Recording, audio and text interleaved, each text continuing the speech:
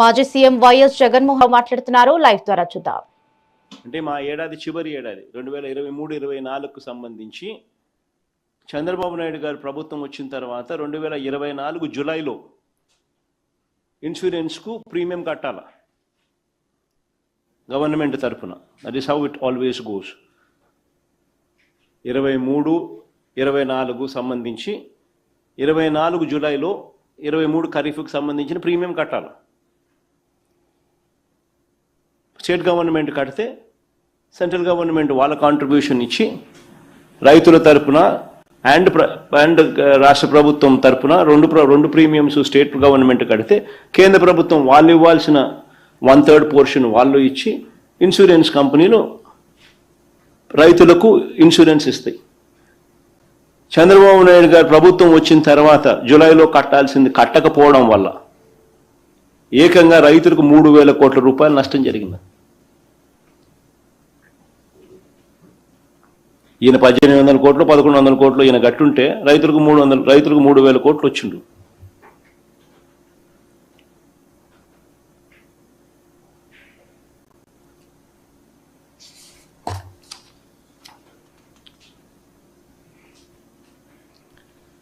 ఇంకా దారుణం, 2025 అక్టోబర్లో మోంతా తుఫాను వస్తే రైతులు దెబ్బతింటే ఇప్పటికీ ఒక పైసా ఇవ్వాల. 2025 అక్టోబర్లో మోంతా తుఫాను వస్తే రైతులకి ఇంతవరకు ఒక పైసా ఇవ్వాల. ఈ రకంగా ఉచిత పంటల బీమా నాశనం చేసినాడు. సీజన్ ముగిసేలోగానే ఇచ్చే ఇన్పుట్ సబ్సిడీని ఇవ్వకుండా ఆ పథకాన్ని నాశనం చేశాడు. ఈ క్రాప్ను నాశనం చేశాడు. రైతు భరోసా కేంద్రాలను నాశనం చేశాడు. అగ్రి ల్యాబ్స్ నాశనం నిర్వీర్యం చేశాడు. ఈరోజు రాష్ట్రంలో ఏ పంటకు కూడా గిట్టుబాటు ధర లేని పరిస్థితి ఈరోజు తీసుకొచ్చినాడు చంద్రబాబు నాయుడు గారు గవర్నమెంట్లో. మా హయాంలో సీఎం యాప్ అని ఉండేది, continuous monitoring of agricultural price and procurement అని. ప్రతి ఆర్బీకే పరిధిలోనూ పోస్టులు డిస్ప్లే అయ్యేటివి గిట్టుబాటు ధరలు ఇవి అని. ఆ ఆర్బీకే పరిధిలో ఆ గిట్టుబాటు ధరలు రాని పరిస్థితి ఎక్కడైనా ఉంది అని అంటే అగ్రికల్చరల్ అసిస్టెంట్ హూస్ అన్ అగ్రికల్చరల్ గ్రాడ్యుయేట్ వెంటనే ఆ సీఎం యాప్ ద్వారా అలాం మోగిచ్చేవాడు. వెంటనే joint collector who is also given the responsibility of joint managing director Markfed వెంటనే ఇంటర్వ్యూన్ అయ్యేవాడు. ఆ ఆర్బీకే పరిధిలోనే వెంటనే పంటలు కొనుగోలు చేసేవాడు, కాంపిటీషన్ క్రియేట్ చేసేవాడు. ఆ కాంపిటీషన్ క్రియేట్ చేయడం వల్ల రేట్లు పెరిగేటివి. వ్యవస్థను పూర్తిగా నాశనం చేశాడు చంద్రబాబు నాయుడు గారు. మా హయాంలో దాదాపుగా 5 సంవత్సరాలలో ఈ మాదిరిగా ఇంటర్వెన్షన్ వల్ల 7,800 కోట్లు మేము 5 ఏళ్లలో ఖర్చు పెట్టి రైతులను తోడుగా నిలబడ్డాం గిట్టుబాటు ధరలు ఇప్పించే విషయంగా.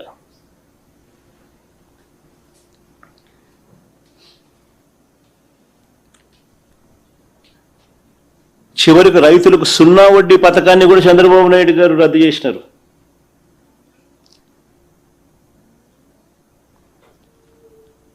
ఇంకా దారుణం ఏంటంటే రైతులకు పెట్టుబడి సహాయం కింద ఎన్నికలప్పుడేనన్న మాట పిఎం కిసాన్ కాక అన్నదాత సుఖీభవ అంటూ పేరు మార్చి ప్రతి సంవత్సరం 20,000 ఇస్తానని ఈ 3 ఏళ్లకు 60,000 ఇవ్వాలా. ఇచ్చింది కేవలం 19,000, 41,000 ఎగ్గొట్టాడు.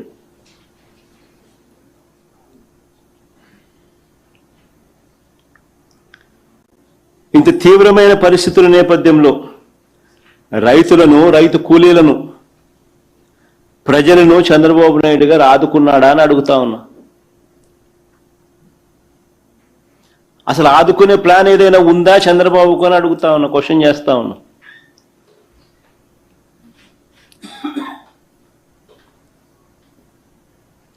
చంద్రబాబు నాయుడు గారు ఎంతసేపు ఉన్నా కూడా మా పైన తప్పుడు ప్రచారాలు చేయడము, అబద్ధాలు చెప్పడము, టాపిక్లు డైవర్ట్ చేయడము, రెడ్ బుక్ను ఉపయోగించడము, వీటి మీద ధ్యాస పెడుతున్నాడే తప్ప కరువు సమయంలో ప్రజలను ఎలా ఆదుకుంటున్నాడో అన్న దాని మీద ధ్యాస లేదు.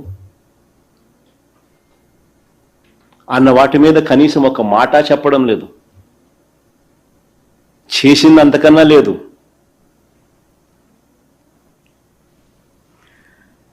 జూన్, జూలై, ఆగస్ట్, సెప్టెంబర్ మామూలుగా ఈ 4 నెలలు వర్షాలు పడతాయి.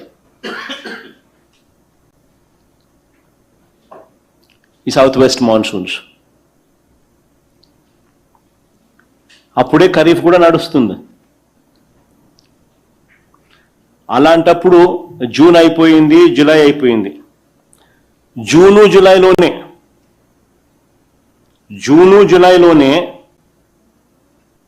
52% వర్షపాతం లోటు కనిపించింది.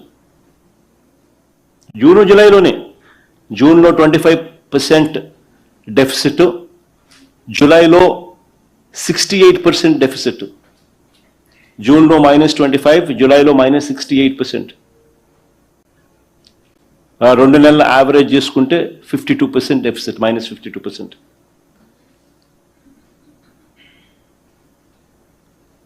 మరి నేను అడుగుతా ఉన్నా, జూను జూలైలోనే, జూలై ముగిసేలోగానే నీకు 52% డెఫిసిట్ కనిపిస్తా ఉన్నప్పుడు మీ కంటింజెన్సీ ప్లాన్ ఎందుకు కికిన్ కాలేదు అని అడుగుతున్నా. కంటింజెన్సీ ప్లాన్ కికిన్ అయిపోయి ఉండాలి కదా, అంత డెఫిసిట్ కనిపిస్తా ఉన్నప్పుడు.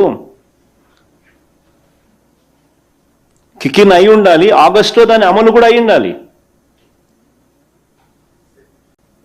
ఆగస్టులో దాని అమలు కూడా అయి ఉండాలి. కనీసం అప్పుడైనా రైతులకు ఏదైనా నువ్వు ఆల్టర్నేట్ విత్తనాలు గన ఇచ్చి ఉంటే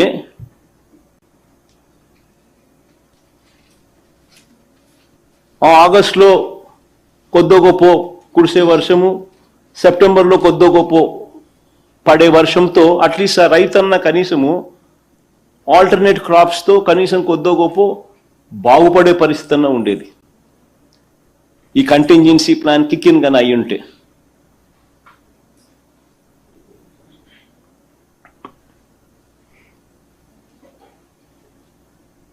నేను అడుగుతా ఉన్నా, ఎంతమందికి మీరు ఉచిత విత్తనాలు ఇచ్చినారని అడుగుతా ఉన్నా. ఈ ఆల్టర్నేట్ కంటింజెన్సీ ప్లాన్కి సంబంధించి ఎందుకు కికిన్ కాలేదు, ఎందుకు ఉచిత విత్తనాలు ఎందుకు ఇవ్వలేదు అని అడుగుతా ఉన్నా. ఆల్టర్నేట్ విత్తనాలు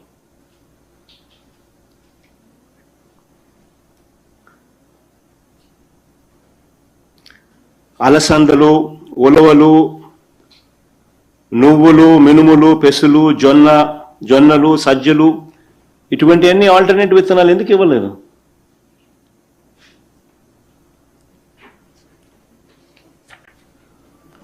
ప్రత్యామ్నాయ విత్తనాలు ఎందుకు పంపిణీ జరగలేదు?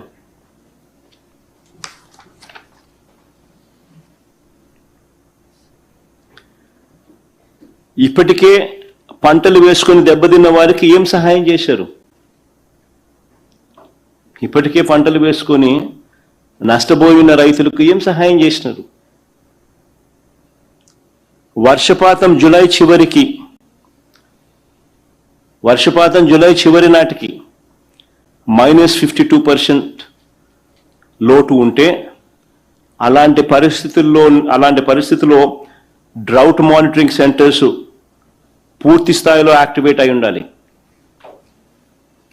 డిస్ట్రిక్ట్ అగ్రికల్చర్ కంటింజెన్సీ ప్లాన్స్ పూర్తిగా యాక్టివేట్ అయి ఉండాలి. క్రైసిస్ మేనేజ్మెంట్ ప్లాన్స్ అమల్లోకి వచ్చి ఉండాలి. ప్రతి జిల్లా డ్రౌట్ కంటింజెన్సీ సెల్ ప్రతి జిల్లాలోనూ ఏర్పాటు అయి ఉండాలి. కంటింజెన్సీ ప్లాన్ ప్రకారం drought resilient short duration seed stock కూడా పంపిణీ కూడా రైతులకు అయి ఉండాలి.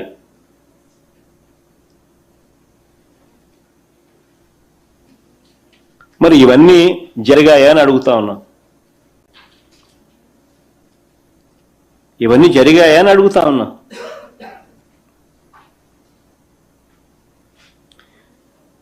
మరి తీరా ఇప్పుడు ఆగస్ట్ వస్తా ఉంది. ఈరోజు ఆగస్టు 26, ఆగస్టు కూడా వస్తుంది. సెప్టెంబర్ 15కి ఎలాగో వర్షాలు కూడా పడవు. ఇంకా తర్వాత మీరు ఏమి ఇచ్చినా ఏం లాభం అండి? ఎవరికి ఉపయోగం?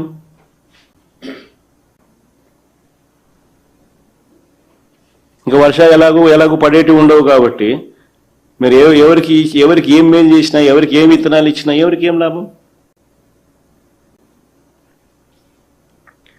నిజంగా వ్యవసాయ రంగంపై ఆధారపడి ఉపాధి పొందుతున్న కూలీలకు అదనంగా ఉపాధి హామీ పనులు కల్పించడం ఇప్పటికి స్టార్ట్ అయిండాలా? పేదలకు ఆహార భద్రత కల్పించడం స్టార్ట్ అయిండాలా? జిల్లాల వారీగా ఫాడర్ అవైలబిలిటీ, పశువులకు మేత ఇప్పటికీ చూసుకొని ఉండాలి. సర్ప్లస్ డిస్ట్రిక్ట్స్ ఎక్కడా, సర్ప్లస్ స్టేట్స్ ఎక్కడా, వాటి నుంచి ఫోడర్ తెప్పించడము అవన్నీ అయి ఉండాలి. ఆల్టర్నేట్ అరేంజ్మెంట్స్ ఈ పాటికి. మరి ఇవన్నీ ఎందుకు కాలేదు అని అడుగుతా ఉన్నాం. మన ముఖ్యమంత్రిగా మనం ఏం చేస్తా ఉన్నాము అని చెప్పి గుండెల మీద చేతులు వేసుకొని మనల్ని మనం ప్రశ్నించుకోవాల్సిన అవసరం ఉంది చంద్రబాబు గారు అని చంద్రబాబు నాయుడు గారిని గట్టిగా నిలదీస్తూ అడుగుతా ఉన్నాం.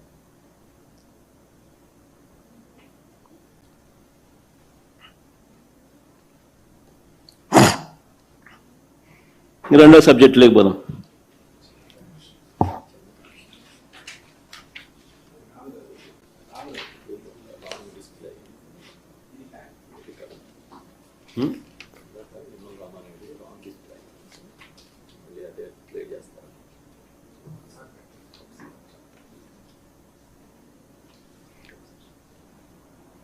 నేను కృష్ణా డెల్టాకు నీటి విడుదలకు సంబంధించిన ఫోటో కొంచెం ఏదో రాంగ్ డిస్ప్లే అయినట్టుంది. నిమ్మల రామానాయుడు పట్టిసీమ నుంచి కృష్ణా డెల్టాకు నీళ్లు అందిస్తున్నట్టుగా అదే ఈనాడు వార్తను, అలాగే కృష్ణా కలెక్టర్ ఇక్కడ ప్రకాశం బ్యారేజ్ నుంచి